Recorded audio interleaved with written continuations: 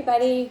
Welcome to our YouTube channel. I'm Tara. This is Joshie. Hello, everyone. We are talking about life experiences right now and kind of going to do a little bit of a teaching. Unfortunately, it's coming on from a sad topic. Joshie's learning so much because of what had ended up happening. My mother-in-law, who we love, passed away not too long ago, and so there's been a lot of estate planning and estate learning and probate and things that you're learning about trust and the will and how that all works for inheritance. And I just thought it would be incredibly useful because we've learned things. We've never had anyone pass away for us before, and we had never really been exposed to this. So I thought being able to share some information of the process of what you've learned would be kind of a thing that people could learn from. Yeah. So my mom passed away a couple of months ago. I think, putting that aside for a second, more so if we're talking about just kind of the educational side of, estate planning and trusts and wills and, end of life decisions and things like that. Yeah, there are a whole number of things that we've done together already, you and I, over the last many years. We first did our first wills and trusts were set up in 2008. So I don't know if you realize that or not. So we set our first. So how old are we? 16 years ago, call it. So December of. 16. December of 2008 is when you and I actually first set up our wills, our first two wills and trusts, which is a long time ago. So that's 16 years ago. So we were 34. Basically, give or take. And you suggest that people start setting them up when they have children, right? Because most people, at least I shouldn't say most. A lot of people, I think, generally speaking, a lot of people just avoid it because it's not a very pleasant topic to go into an estate planning lawyer's office and start talking about, that topic, the topic of death and what happens and with your assets and what happens, not even your assets, prior to your assets, like what happens to your kid or your kids and how does that all play out and who do you, if both parents, they literally kill you off in the office when they're doing estate planning with you. Like if you die, if he dies, if this person dies, if this person dies, it is pretty intimidating to listen to. Yeah, it's pretty hard to get into that the first couple of times, and then it's like, okay, Josh is walking down the street and Josh gets hit by a bus. Josh, you're dead. Tara, now you're in charge. How do you guys envision this playing out? Okay, Tara and Josh, you guys both get hit by a bus. What happens to your kids because they're under 18? So it starts like that. It's also one of those things very similar to life insurance. I don't say most, but so many people don't have life insurance. They don't put those types of things in place. So, we waited until our girls they weren't even that old in comparison to so many other people as I've gotten to meet people in my life along the way that still don't have life insurance or still don't have their estate set up or a will or wills in place and trusts in place. So I would just say that even before talking about what I've learned since my mom passed away, just the utmost importance it is, if you have a spouse, one, and two, 100% if you have a kid or kids, to have those plans in place, some level of planning in place that,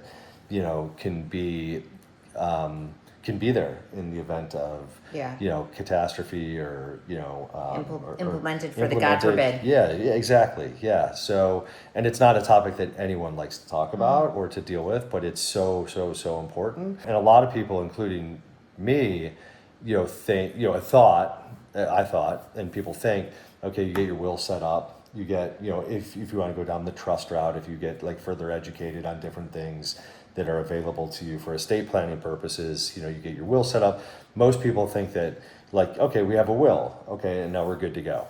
Well, that's really not the case. There are so many nuances and different elements that go into what happens if someone passes away, not, if and when someone passes away, what triggers the next step, and then, and then what happens when your kids are, past 18 years old, they're older than 18 years old, then you don't have to, then you could basically remove right away the whole okay, who's going to take care of the kids? The custody part. The custody part, and then if that person that you put in charge, as in that first position, passes away, Yeah. then you need a second person. Yeah. And then if that second person passes away, you need a third person.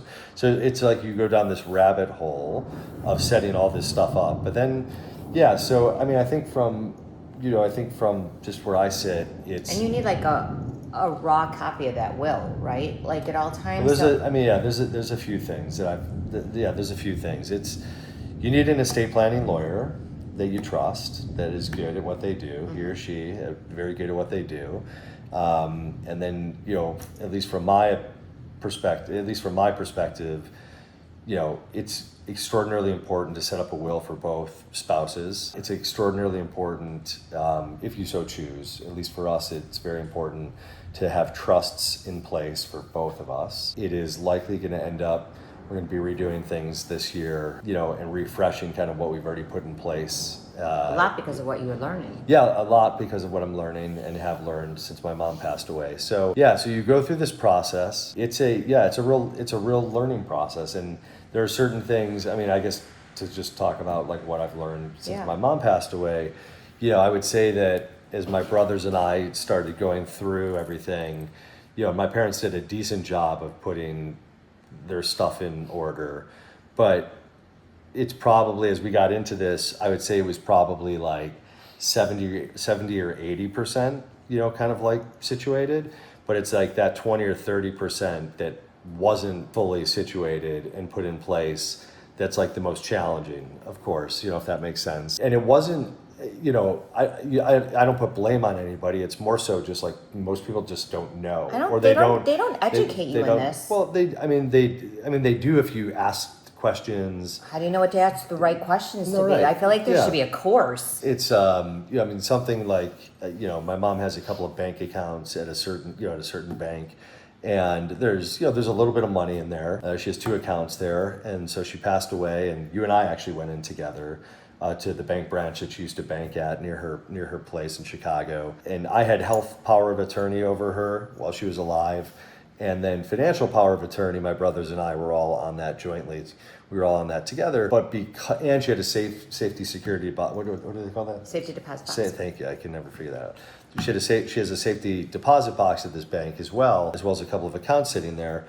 And we were refused access by the bank to her safety deposit box and any access to her two bank accounts. And that still is the case today, because... And that's even after you think that the will is written out, that these things are accessible.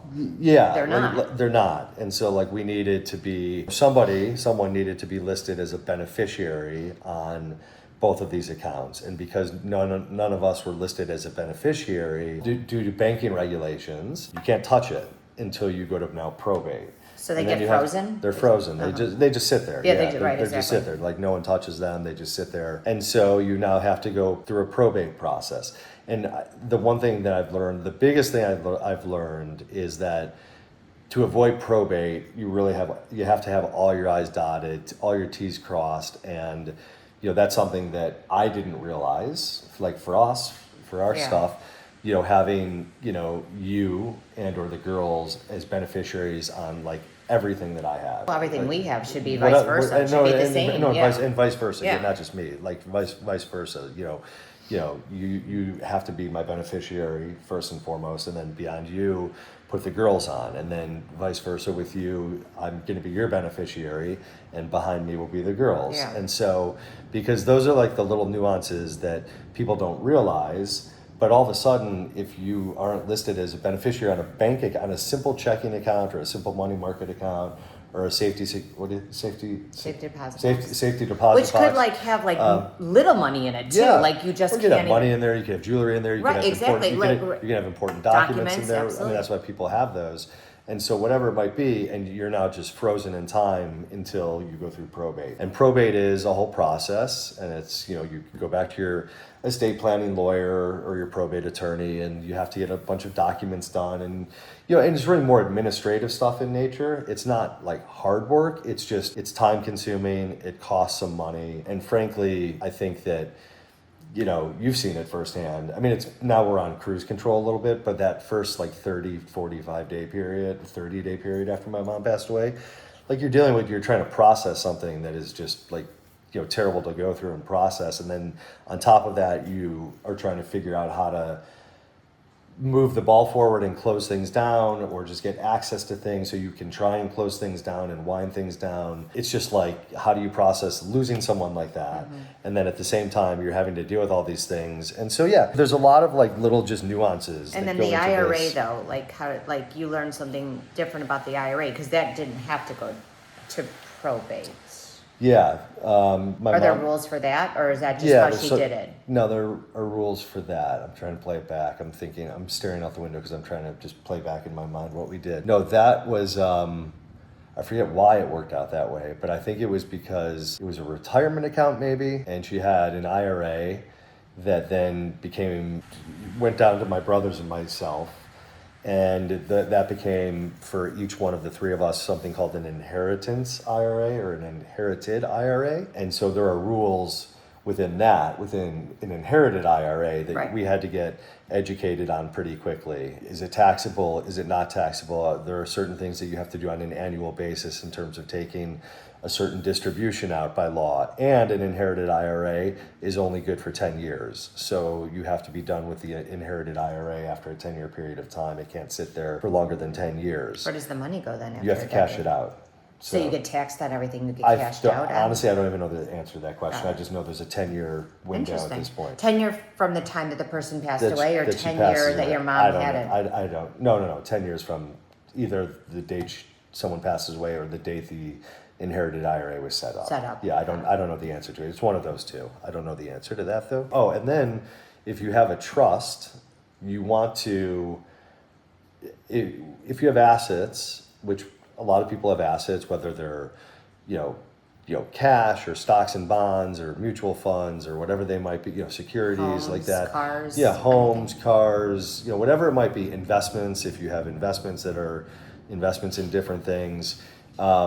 The titling of all of those things is like so important as well. So few people like put the thought process into their thought process. Do they think that, okay, hey, I'm going to go make an investment into such and such investment opportunity. So I'm going to put the investment into the name of my trust, but then you have to look at, okay, who is the beneficiary of my trust? This is all to avoid probate, at the end, because probate, it's really just, it's like a time suck, and it's an administrative suck, and there's a cost associated with it too. So it's an emotional suck, and it's an emotional suck because it's not what you want to be dealing with. Yeah, it just kind of prolongs everything, and so so like the titling of your assets, whether they be your home or your car or your checking account or your savings account or investments that you make is like super, super important. So those are like, that's been a really big thing that I've learned as well. So one of the things that, I and we are going to be doing this year, you and I have talked about this the last couple of months. I haven't had a chance to like get to it just yet, but it's in process. I've done a decent job the last several years of, whatever investments we have and our stuff, if you will. I've done a decent job of putting them into either, my trust's name or your trust's name, but there are still plenty of like cleanup items that need to be done. But you still have to put the kids' names on those things too. That's part because of it lands at the trust and then it's done. I don't know the answer to that. Some of them, yes. Some of them I don't know because they might already be there. Like if it's in my trust, it goes to you. If you're not there, God forbid, it goes to the kids automatically. So if that makes sense. Yeah. Like some of the stuff. So we're about to re-engage our estate lawyer, our estate planning attorney. We did this first in 2008, and then we went back and we did it again, and we revised and amended certain things, if you remember, before we sold our company back in 2020, late 2019, early 2020. But now you fast forward 5 years later, and we, as a family, have done a lot of things. And then this happened with my mom, and I've learned a lot of things. Right. And so I reached out to our estate planning attorney, who's a wonderful guy out of Chicago. And I was like, hey, dude, we need to kind of revisit things and kind of just like, not start from scratch, but like give you everything we've done the last 5 years and help us figure out like how this all has to be done. So, when the day comes that I'm not here, it flows down because I'll probably go before you. Got it. Okay, guys, we're like almost editing that out. Come on. But in any event, just making certain that it, goes as smoothly as possible. So. And then how did you do? So like you're now in the process, you put your mom's house up for sale, but that technically has to go through probate. There's rules on that too that you didn't realize. So how does that work? So because my mom's condo is not, it was titled in her personal name. It wasn't titled in her trust. She doesn't have any debt on it, fortunately, but it doesn't matter if you have debt on it or you don't. But because it was titled in her name personally and not in her trust, my brothers and I have to go to probate court. There's actually a hearing this upcoming Wednesday to appoint my two brothers and myself, the three of us, as co-trustees for her trust. So we have listed her condo. But you're allowed to do that. So we're allowed to do You're allowed that. to put the house up the market. Yeah, but the reality, like what happens is whether it's something like that, all of that kind of stuff has to flow through her trust in order to then be distributed out and close out the estate. So there's like a whole process that goes into it. And, without like all the crazy details that we've like learned, I think just like the biggest takeaway on this is that I feel it's so important to have as much of your stuff just buttoned up as possible and understand it. And it costs some money on the front end to go hire an estate lawyer who knows what they're doing. And set up the documents, but a lot of these documents also for people who may not have these in place. Most of these documents so many of them are just boilerplate, take off the shelf documents that these lawyers have and they've been using for years and years. So I think the importance is like in anything, find a great estate planning lawyer that you can trust, who knows what they're doing, and depending on how complex your estate is. It might be like super simple, and it's really no big deal. But even if it's super simple and no big deal, just my take on it is try and make it as easy as you can for your spouse or your children.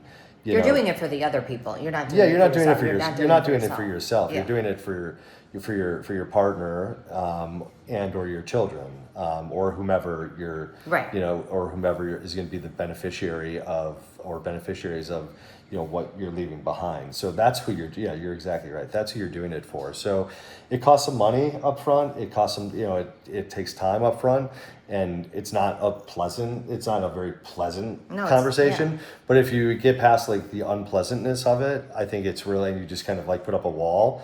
It's like, okay, it's a piece of business that just you have to deal with. And so many people that I know in our age range like don't have their shit together, and to me it's like mind blowing. So it's so one of the things I'm very glad that we did was, as early as it was, my dad used to push me way back when our girls were born. He was like, you need life insurance. He's like, you need to get your wills in place. Who does that go to? And I avoided that for years because Sydney was born in '99, and so I didn't want to touch it for years. Yeah, no, I know. And he was on my ass from like literally almost day one about, you now have a family, you have a wife, you have kids, you need life insurance, and you need to get your stuff in order. And so for like 9 years, I didn't touch it. And then finally, you and I did it. And so, yeah. We have a few life insurance policies, I think. Yes. But like, how does that work? Because we had talked about, and I just learned this from you, that like at a certain age, people don't even have life insurance anymore because it lasts a certain period of time. And then at that point, people don't always renew because they're a certain age and they don't use it. But like, God forbid, it did come in. Does that go through a trust, or how does life insurance? It depends on how it's titled, how you have your beneficiaries. Do we even know how that is? No, that's something that I have to look at because we've had our life insurance policies for a long time at this point. So yeah, and there's different types of life insurance policies. There's term life insurance and there's whole life insurance. And so people who have life insurance, they like different things. I personally have my choice of what I've liked for us because I've just found one of the two to be better for us in my opinion. Yeah. So that's one of the things that I have to look at this year. And we use term life insurance, not whole life. So term life insurance is less expensive, but if you don't use it, it expires after the term that you are signing up for and you're paying for. And then, so a lot of people think it's a waste of money because if you don't use it at the end, you've just kind of paid for it along the way and there's nothing there. I, on the other hand, think that it works for us. I'm much more comfortable with that for a number of reasons. And so, yeah, so I have I to. always look at it like you have it for the God forbid. Like, and so like, okay, turns out you didn't need it. Thank goodness you didn't need it. That's great. Like, try it. We'll do it again. And like, Yeah. you know, but like you're using it for that. Oh my God, the God forbid that you need it Yeah. during that time. Yeah, for sure. And so, so the life insurance piece for us, at least this year, we're going to look at that, and we're going to see kind of where we're at in the life cycle of the different life insurance policies. Because what I did years ago was I staggered them for us, over time. And so, I'll probably, actually even this year, it's probably going to be a year where I re-up my life insurance and go get another term policy on myself for you and the girls, is my guess, and you as well. Yep. And so I don't even know if your term is still in effect, to be honest, or not. We have to see. We always carried less life insurance on you than on me. So all these things, obviously, as you've learned, we got the ball started, the ball rolling years ago, but now due to this awful situation though it was learning for you, so now we know what we should be doing for our kids to button things up a little bit more. And so that in itself, that's helpful, because I don't think people know how buttoned up things are. I think you just immediately go like, okay, well, I have a will, so that should take care of things, or I have a trust, so that should take but the truth is you really don't realize doesn't. how exactly.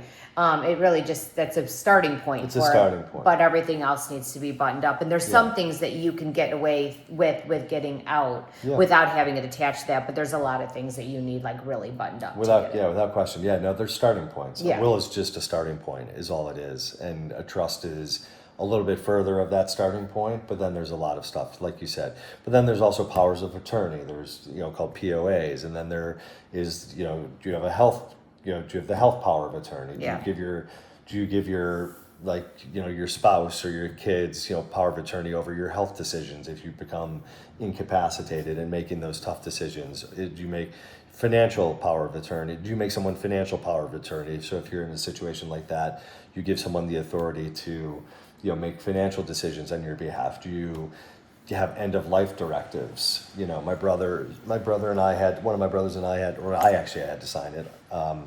We were all in the room together. You were with us, you, Justin, and I, and when we had to sign, I had to sign an end of life directive, on behalf of my mom, our mom. So, so there are things like that, as well, that go into all these things. So to be buttoned up on every end, so that people aren't fighting and deciding who's making decisions. And it's hard to make decisions like that, especially for an end of life of oh my God, what would they want?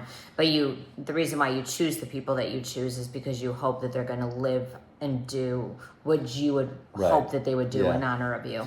Absolutely. And there's a lot of, everyone hears this, the amount of fighting that takes place, when someone is about to pass away or has passed away, the amount of fighting that takes place, and just venom that comes out between siblings and family members, and everyone's scratching and clawing for stuff, and it's so disgusting to hear about. And we've seen it in your family. We haven't seen it in my family yet. No, just yet. It was awful in mine. But in your family, it was absolutely it was disgusting. It was disgusting. It was absolutely disgusting. You literally can't mourn. No, There's nothing else. It was absolutely despicable, and people end up hating each other. And it's just there's no reason. So very fortunately, on a personal level, I'm super fortunate. My brothers and I are all on the same page in terms of how things need to be handled, and there's there hasn't been one argument, there hasn't been one disagreement on anything whatsoever, and we've all been in sync. And I am extraordinarily grateful for that, because we may not get along on everything, but that's huge. But on this thing, it's just been I'm so grateful, because it's so important. So if you have situations, I would also say, with siblings or with family members that are you may not all get along, and there may be some friction and stuff like that, it's even more important to set things up for your kids, ahead of time, thinking, like you said, for that next generation, who you're going to be, who's left behind, whether it's your spouse or your partner. So that's all. But there's a lot to learn. I would say a lot has been learned, but I would just, again, I would come back and just, I would reaffirm the importance of getting ahead of it and setting up, your estate planning, getting that set up as soon as possible. Think through it. Have the hard conversations with your spouse or your partner or just on your own, and just deal with it, and just spend a little bit of money that it's going to cost. Take the time to go through it and start getting yourself educated on what it all looks like, because the last thing in the world you want is to have left behind a whole bunch of stuff that people just need to they're like, what the hell just happened? Like, what do we do? And so that's what I would say. Yeah, I think people need to have the hard conversations and think about, it's not about the conversations that you're having for yourself. Have the hard conversations for the people that are behind, because that's that's the hardest part. It's trying to figure out, and whether it's those last days or it's a sudden loss, you're trying to deal with it is the legacy of that, and you're trying to figure it out. And I think that if those things are not taken care of when people are of sound mind, or when people can actually have these discussions, like you said, I mean, you don't even get closure at the end because you're too busy trying to figure out what that path is going to look like. And so I think, if anything, I think this is important conversations to have. We started it very young, but we've learned a lot. Unfortunately, we've had to learn a lot, and Josh has had to be with his brothers have learned a significant amount. But I think there is a blessing in what you can learn from that, so that you don't end up making that same mistake. And I'm sure it changes all the time. Also, I mean, whatever. Yeah, there's different tax laws that change. There's different estate laws that change, and so it's also, I would also say, and then we'll stop because we've been on this for a while, but I would also say that this next round for us will be round 3. We did it in 2008, we did it in 2020, we're going to do it in 2025, so this will be our version 3.0 of this. And so I'm feeling that after we get through this, even though it's going to be pretty laborious because we have a bunch of stuff that we have to deal with in terms of just getting our arms around and everything, but once that is all set up appropriately, I'll feel pretty good about where it sits. And then, but I would also then say it's really important, and I think it's really important that people go back and they relook at things every 5 or 7 or 8 That years, makes sense. because Yeah, that makes sense. because things change. 100%, All of a sudden, and people don't, and you don't think about it every day. That's not something, none of us, very few people think about their estate planning when they wake up in the morning. So it's one of those things that should maybe be dusted off also, once you set it up every 5 years or 7 years or 8 years. So that's all. Well, so when we were first discussing custody, I think Sydney was 5, and we're like, that's fine. Sydney's smart enough. She could totally take care of Sophie. We're like, she's got it covered. And she probably was at 5. And Sophie would have been totally, my sister's taking care of us. So yeah, it is an interesting thing to go through. But I remember that was one of our things. We're like, Sydney's got it. Well, thank you guys for listening in. Follow us along on our YouTube channel. Comment. If you have other advice, please share it with everybody else, because this is a learning process for everybody, and any information is good information. So share along, tag us, post, comment, follow us, all of the things, all the little social media words. And thank you. Stay tuned. Thank you, everyone.